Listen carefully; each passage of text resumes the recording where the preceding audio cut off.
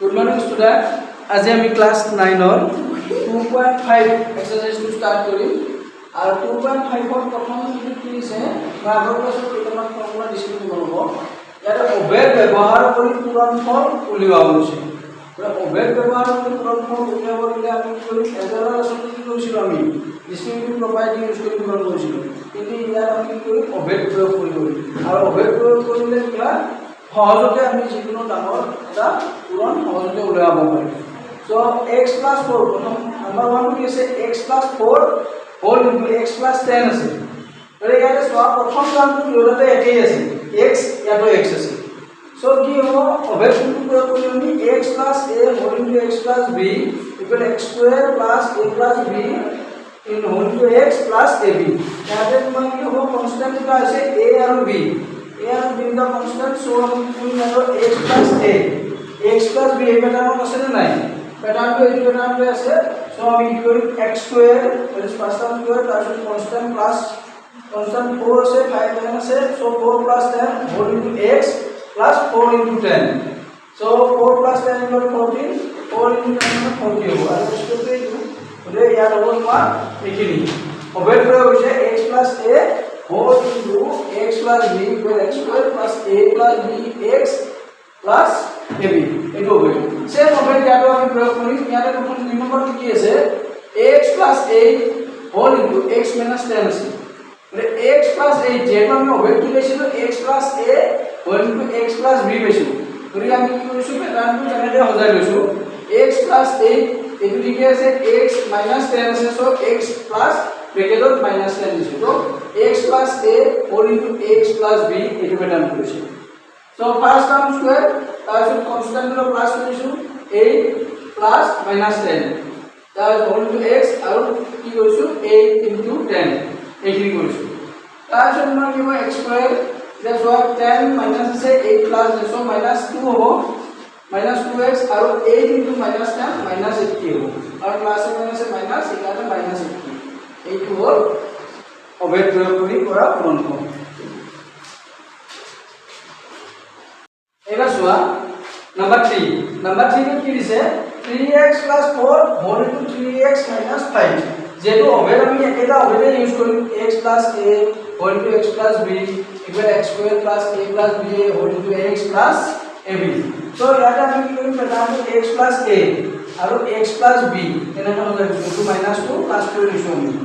x plus b b মানে আছে আপনি কি হয় -5 সো ফার্স্ট টার্ম স্কয়ার যেটো আমার আছে আলফাটা কি এইটো আমি স্কয়ার কৰিছো 3x হোল স্কয়ার তাইছো তোমার কি হয় a plus b a মানে আছে 4 b মানে আছে -5 তো হোল ইনটু ফার্স্ট টার্ম তো 3x plus a into b a মানে আছে 4 b মানে আছে 5 হোল তাইছো মই সোয়া 3x হোল স্কয়ার মানে 9x স্কয়ার 4 5 পাঁচটা ভাগ আছে চাৰিটা সমান আছে -1 হ'ল 3x প্লাস এ মাইনাস এ -4 5 যা 20 so 9x square plus a minus 3x আৰু 20 এটো হ'ব ইয়াৰ आंसर নেক্সট তোমাৰ নাম্বার 4 আছে y square plus 3/2 whole into y square minus 3/2 আছে so y square plus 3/2 whole into y square minus 3/2 y square a plus b यार over से a plus b whole into a minus b a plus b whole into a minus b মানে আমি কি করব a square minus b square এটো হবে প্রয়োগ করব so a plus b a minus b a square মানে a মানে y square আছে তো y square whole square b মানে আছে 3/2 whole square তো y square whole square মানে y to the power 4 are 3/2 whole square মানে 9/4 তো ইয়ার অভেদ হৈছে a plus b whole into a minus b equal a square minus b square ঠিক তেনেদৰে নাম্বাৰ 5 টু যোৱা নাম্বাৰ 5 হলো তোমাৰ কি 3 - 2x আৰু 3 + 2x that is a - b whole into a plus b এটো হে সেম অভেদে প্ৰয়োগ হৈছে সো a স্কয়াৰ मतलब 3 স্কয়াৰ আৰু b মানে হৈছে তোমাৰ কি 2x whole square so 3 square মানে হ'ব 9 আৰু 2x whole square মানে 2 স্কয়াৰ মানে 4 x স্কয়াৰ মানে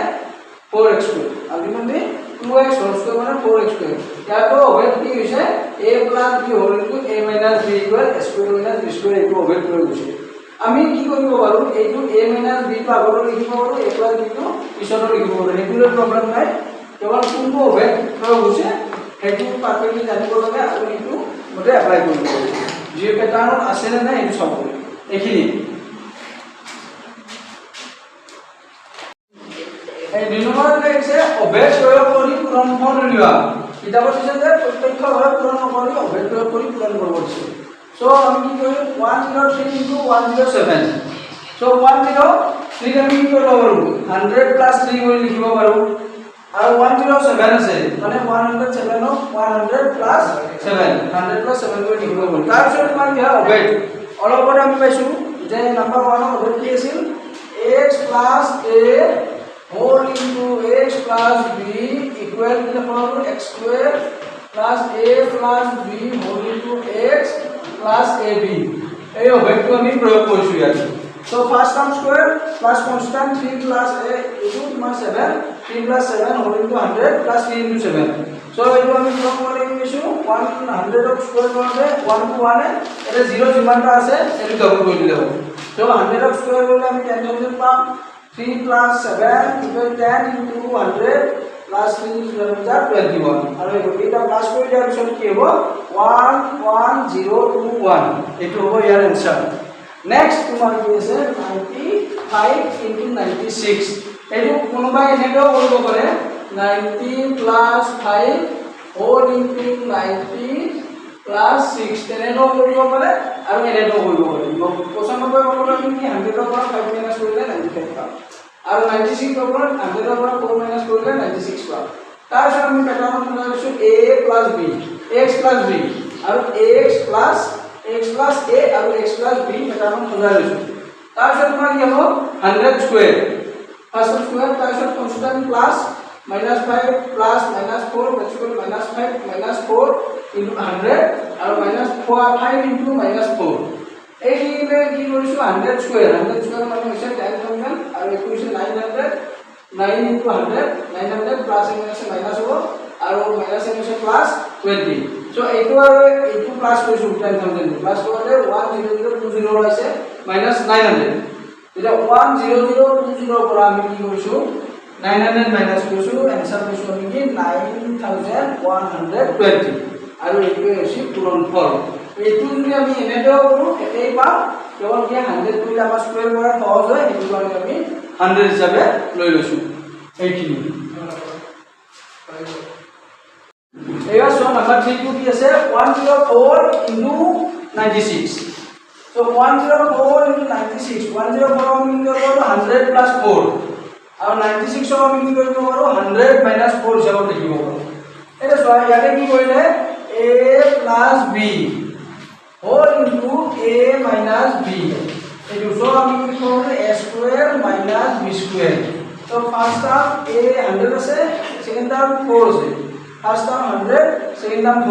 so first term plus second term whole into first term minus second term আছে so আমি কি কৰিব 100 square minus 4 square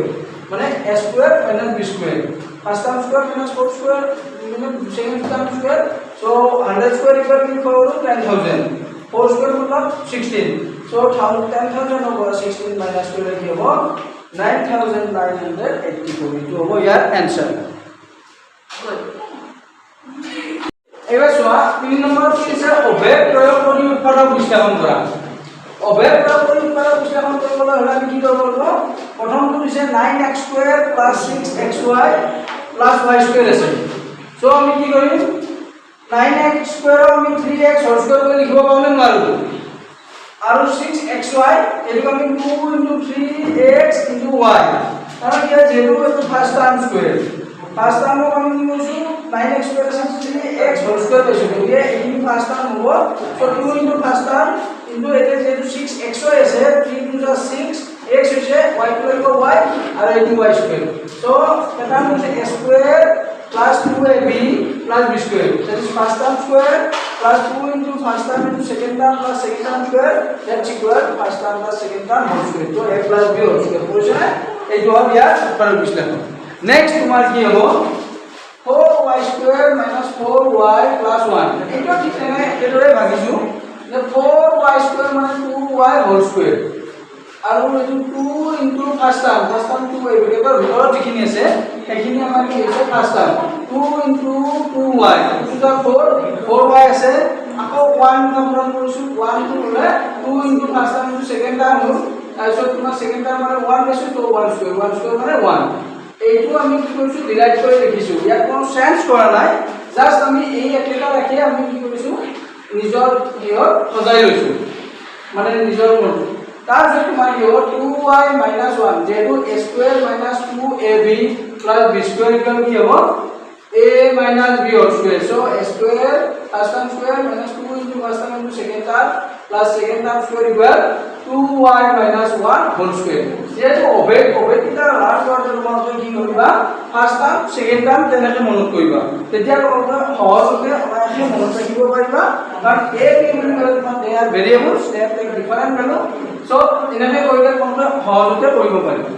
তো নেক্সট নাম্বার 3 আছে x square y square by 100 তো x square this is first term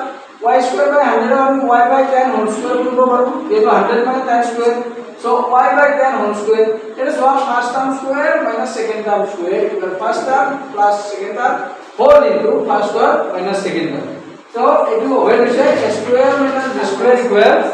a plus b whole into a minus b যেহেতু ওভেট প্রয়োগ হৈছে আৰু ওভেট প্ৰয়োগ কৰি আমি অনায়াসে সহজতে যিকোনো সংখ্যাৰ ক্ষেত্ৰতে আমি কি কৰিব পাৰো উৎপাদক বিশ্লেষণ কৰিব পাৰো য'ত জেনেৰেল প্ৰযোজ্য হয়